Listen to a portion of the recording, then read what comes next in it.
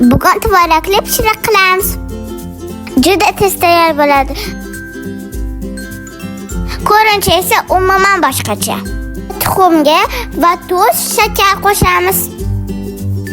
Oppoq ko'ringicha ko'pirtiramiz. Yog' va sutni aralashtiramiz. Yana mikserda ko'pirtiramiz.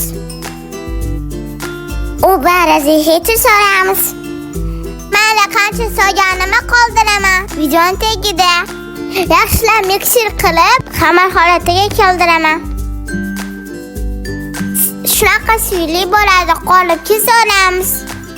Endi tvorogga kukuruzni kraxmal solamiz. Yana shakar solib aralashtiramiz. Ustidan bitta tuxum chaqib yuboramiz. Endi tvorog aralashtiramiz.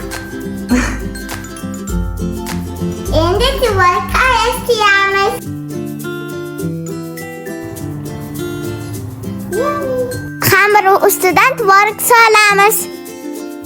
Tvorogni shunaqa o'rtaroqga solamiz. Endi tayyor. Duxovkaga qo'yamiz. 180 gradusda pishadi. O'rtacha 40 minut. Ana shunaqa noodatiy pishiriq chiqadi. Ustini xohlagancha bezatisizlar mumkin. Biz shokolad bilan bezatamiz. Ko'rinchi chiroyli pishirig'imiz tayyor. Shokolad bilan. Hammaga yoqimli ishtaha.